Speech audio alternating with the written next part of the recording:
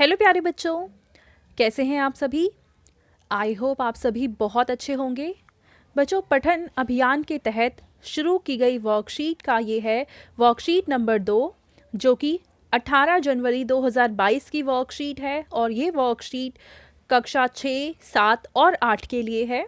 तो बच्चों, सबसे पहले आप यहाँ अपना नाम लिखेंगे और यहाँ आप अपनी टीचर का नाम लिखेंगे।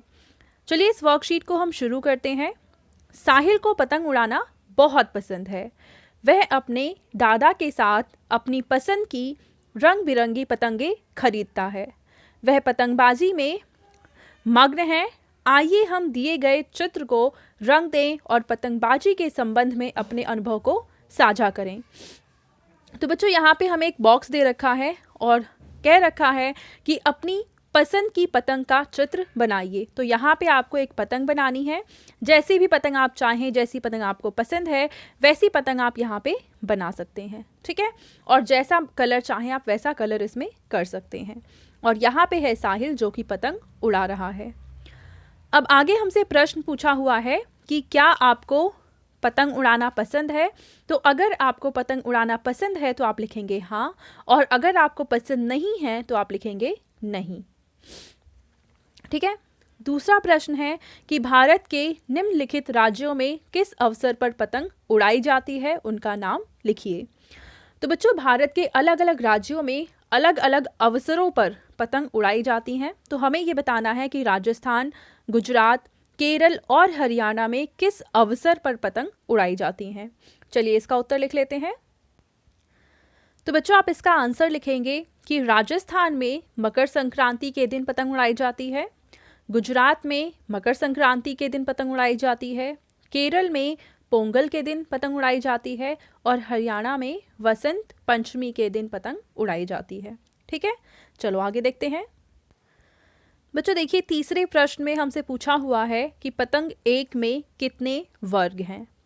तो देखिए, पतंग एक हमें दे रखी है यहाँ पे, ये है पतंग एक और हमें बताना है इसमें कितने वर्ग हैं। तो अगर आप इस पतंग में वर्ग गिनना चाहते हैं तो इसका क्या तरीका है, 1 2 3 4 5, 5 इसमें है, 5 इधर भी हो जाएंगे, 10 15 20 25। तो ये तो हो गए 25 वर्ग। पर क्या इतने ही वर्ग हैं या और भी हैं।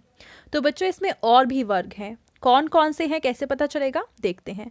25 तो हमने पहले ही काउंट कर लिए। अब हम 2 2 वाले समूह लेते हैं, 1 2 3 4। अब ऐसे टोटल काउंट करेंगे तो ऐसे 2 2 वाले 16 वर्ग निकलेंगे।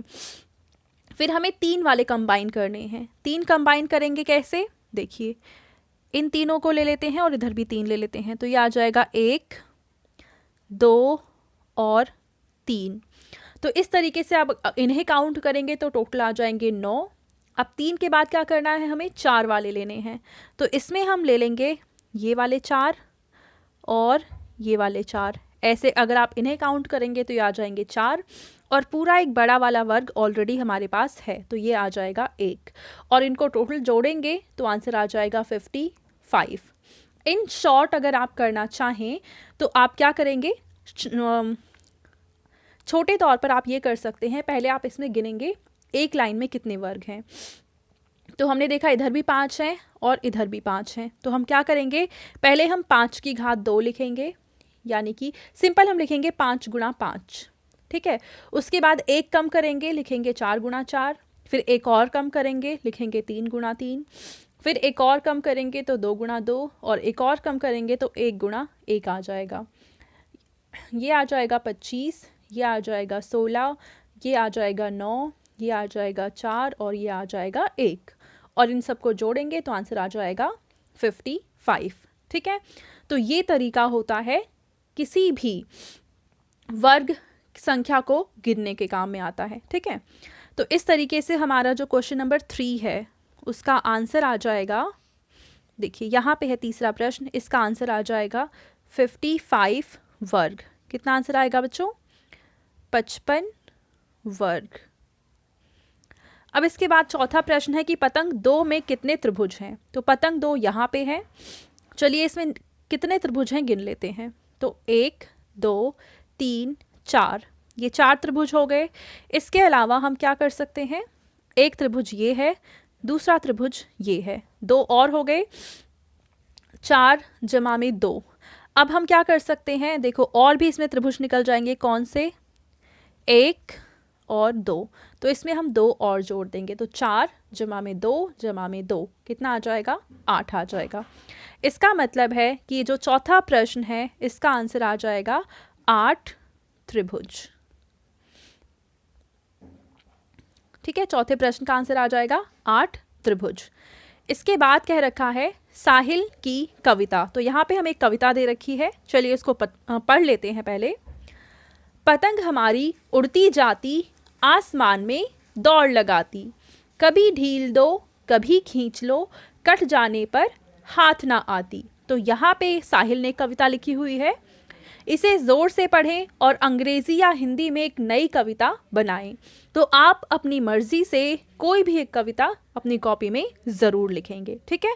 वो कविता आप खुद बनाएंगे और उसको कॉपी में लिखेंगे और अपने टीचर के साथ शेयर करेंगे। तो बच्चों ये थी आज की हमारी वर्कशीट। आई होप आप सभी को ये वर्कशीट बहुत अच्छे से समझ में आई होगी। और बच्चों अगर आपको वीडियो पसंद आई है तो उसको ज़रूर लाइक करें, अपने फ्रेंड्स के साथ भी शेयर करें और इस चैनल को सब्सक्राइब करें। Thank you.